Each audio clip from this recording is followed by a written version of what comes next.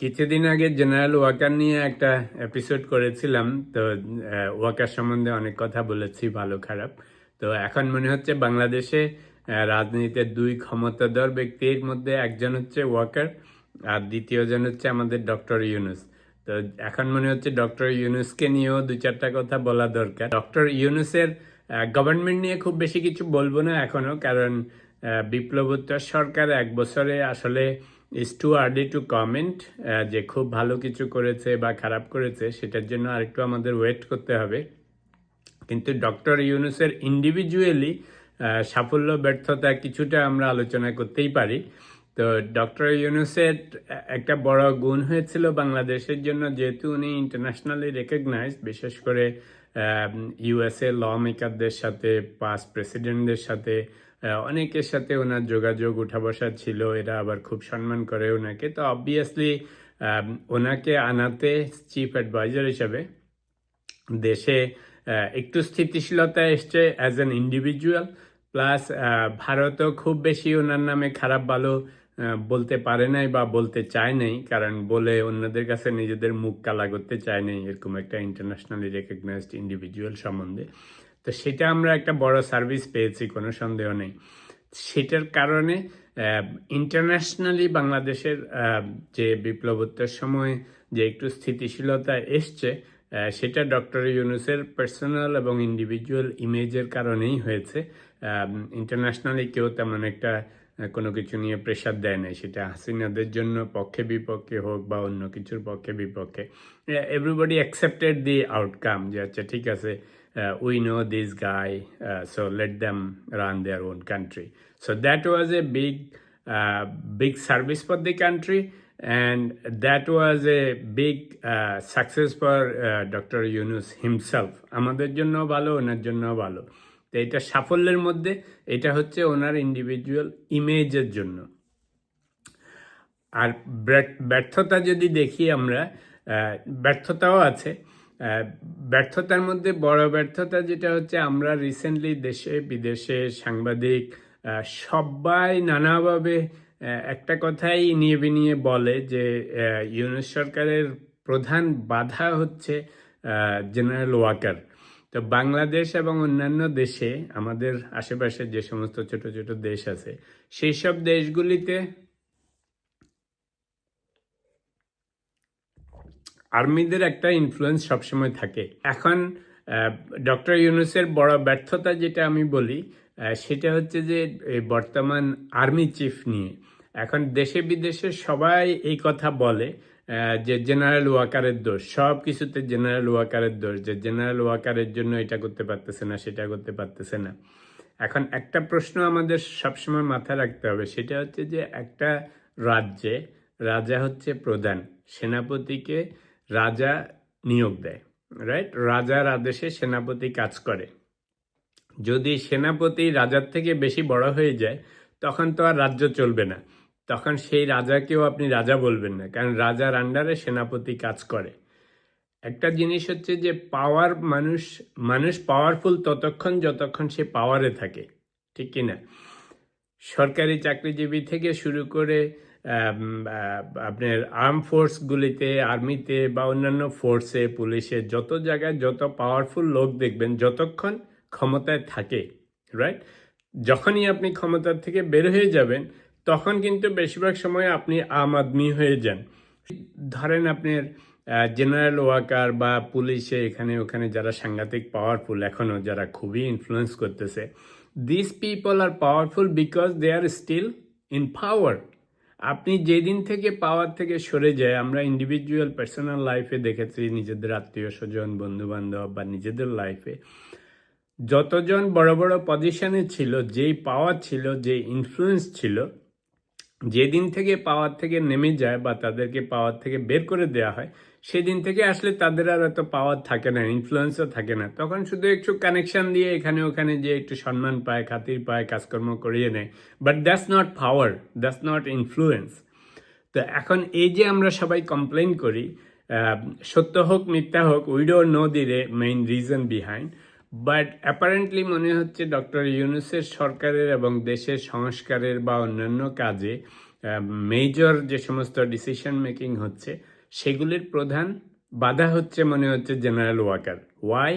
Because general Waker ছিল হাসিনার নিয়োগপ্রাপ্ত সেনাপ্রধান, হাসিনাদের আত্মীয়।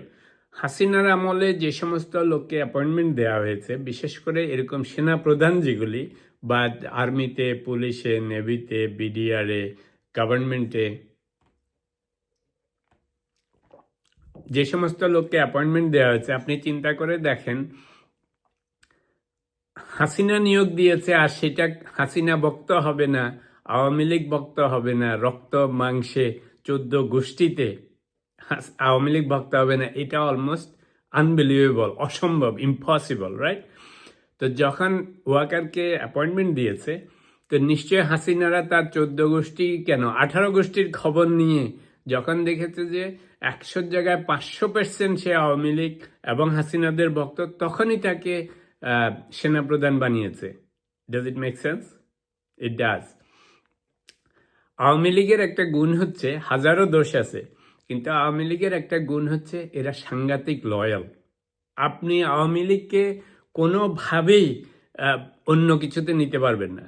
ওদের কর্মী থেকে শুরু করে বড় লিডার পর্যন্ত এরা ওই অন্যান্য দলের মতো না যে সুযোগ পেলে আওয়ামী লীগে আসবো, আবার সুযোগে না পেলে অন্য জায়গায় চলে যাব। They are not like that. Awami লীগের এটা হচ্ছে লয়ালটি, এটা নিয়ে কেউ কেউ কোনো সন্দেহ করতে পারবে না। তো এখন আর্মি চিফকে ধরে নেন যে he was loyal to Awami League, he was loyal to Sheikh Hasina, he was loyal to Hasina's family. তো এই লোককে আপনি যত কিছু করেন, সোনার রূপা দিয়ে ধুয়ে দিলেও সে নন আওয়ামী লীগ আর হবে না। তার আওয়ামী লীগের প্রতি ভক্তি থাকবে, হাসিনার প্রতি থাকবে লয়্যালটি, ভারতের প্রতি লয়্যালটি থাকবে। তা আপনি ওকে রেখে যখন আপনি সব জেনারেল ওয়াকারের দোষ দিচ্ছেন, সব কিছুতে আমরা সবাই বলতেছি সব ওয়াকারের কারণে হচ্ছে, তো আপনি ওয়াকার রাজা না ডক্টর ইউনূস রাজা? এই প্রশ্নের উত্তর দেন। Who is running the show? তারপরে বিপ্লবোত্তর সময়ে who started running the show? Dr. Yunus kept saying always, I was hired by the students, right? So if you are hired by the students, your first order of business was to remove all loyal people of Hasinas. এবং army general is the first one. তো এখন দুটা হবে, একটা হবে যে either somehow he was convinced যে general Waker is not loyal to Hasina, right? That's why he kept him. Or he made something so that he couldn't replace him. So either way, who is responsible for this? One more time. Hasina যেহেতু general ওয়াকারকে নিয়োগ দিয়েছে, তো obviously একটা বাচ্চা ছেলেও বুঝবে যে এটা হাসিনার ভক্ত, এটা Awami League, loyal to Awami League, loyal to Hasina, loyal to Sheikh Mujib family, loyal to India, right? কোনো সন্দেহ নেই, যে কেউ বুঝবে। Doctor Yunus is not Dam enough not to understand this. He understood this প্রথম দিন থেকে। তো এখন একটা কম বয়সী স্টুডেন্টকে আনলেও সে প্রথম কি কাজ করতো? সে প্রথমে অন্যান্য যতগুলি পজিশন চেঞ্জ করেছে, সে জেনারেল ওয়াকারকে রিমুভ করতো এবং নতুন একটা আর্মি চিফ নিত। Because every king needs a new chief of army, চাই কিনা? আপনি যদি রাজা হন, আপনি আপনার একটা নতুন সেনাপতি নেবেন না? এরকম দেশ আছে যে আমি রাজা হয়েছি, আমি পুরনো সেনাপতি দিয়ে কাজ করব? নো। বাংলাদেশে কি আর্মি জেনারেলের অভাব আছে? আমি জেনারেল ওয়াকারের খারাপ বলতেছি না। প্রশ্নটা হচ্ছে যে আমরা সবাই কাকে কান নিয়ে গেছে বলাতে কাকের পিছনে ছুটতেছি, রাইট? কানে তো হাত দিয়ে দেখতে হবে কান আছে না নেই, তারপরে না আপনি কাকের পিছনে ছুটবেন। জেনারেল ওয়াকারের পিছনে সারা দেশব্যাপী সবাই পিছনে পিছনে বলতেছে he is the culprit, he is the culprit, he is stopping everything, he is creating issues. True or not, কিন্তু who is running the show? On paper doctor Yunus, right? আপনি বিয়ে করে যদি আগের গার্লফ্রেন্ড নিয়ে ঘর সংসার শুরু করেন, সেই সংসারের কি অবস্থা হবে চিন্তা করে দেখেন। নতুন বউ আবার সাথে আগের গার্লফ্রেন্ডও আছে, বুঝেন অবস্থা কেমন হবে। তো ডক্টর ইউনূসের চরম ব্যর্থতা এবং মেইন ব্যর্থতা, এবং এইটার কারণেই উনি আমাদের বিপ্লবকেও ধ্বংস করেছেন। এই কারণে বলবো যে যখন উনি এসছেন, যেহেতু উনি ইন্টারন্যাশনালি রেকগনাইজ, যেহেতু উনি এল্ডারলি পার্সন, যেহেতু he is not a politician, he does not have any more ambition, he does not even have time to become a prime minister again, right? So, what are you worrying about? What is your problem?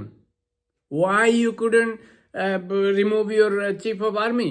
যদি যদি মনে হতো যে না আমি এটাকে দিয়ে কাজ করব না, একটা জিনিস চিন্তা করে দেখেন, এরকম একটা মানুষ চিফ অফ আর্মি মানে হচ্ছে যে যে ক্ষমতার, যে বাংলাদেশে যে ক্ষমতার ফ্লো, এখন ক্ষমতার স্ট্রাকচার, একদিকে চিফ অ্যাডভাইজার, একদিকে আর্মি জেনারেল, বুঝাই যাচ্ছে দুজনেই শো চালাচ্ছে।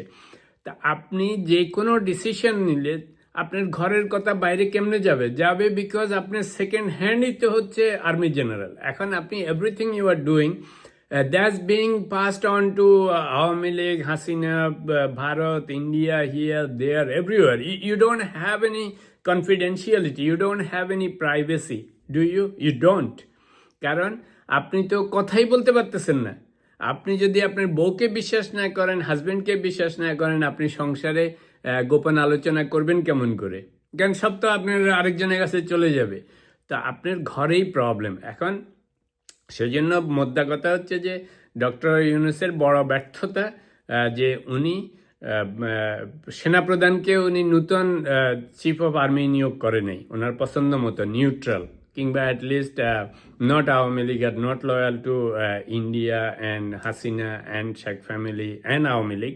কারণ আপনি নতুন গভর্নমেন্ট যখন করেছেন, আমি হাসিনা বা আওয়ামী লীগের ইন্ডিয়ার বিরুদ্ধে বলতেছি না, বলতেছি যে আপনি যখন নতুন গভর্নমেন্ট করেছেন, আপনার নিজের আর্মি চিফ হবে, রাইট? তাহলে না আপনি শান্তিমতো কাজ করতে পারবেন।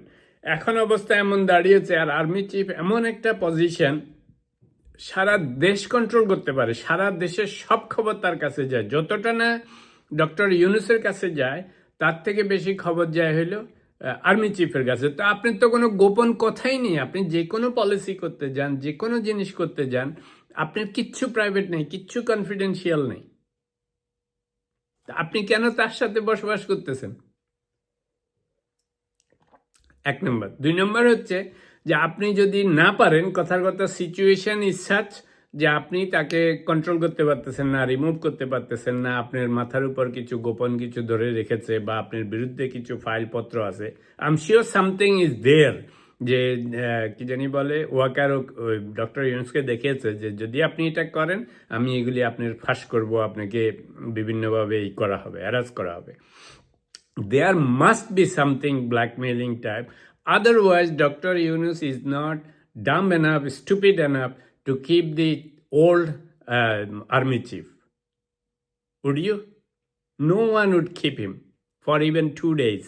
আচ্ছা, তো এখন ডক্টর ইউনূসের তৃতীয় ব্যর্থতা হচ্ছে যে যদি এরকম কিছু থেকে থাকে, তা আপনি সরে যান।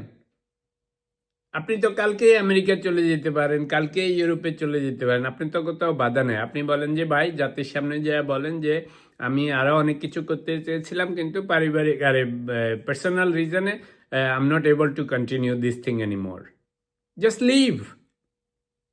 কারণ আপনি ক্ষমতায় বসে বসে ওয়াকারের সাথে ঘুরে ঘুরে যদি ব্ল্যাকমেইলিং হয়, সেটার জন্য আপনি আমাদের দেশ ধ্বংস করতেছেন, পলিটিক্স ধ্বংস করতেছেন, সব ধ্বংস করতেছেন। আপনি ওয়াকারের কথা শুনে শুনে চলতেছেন।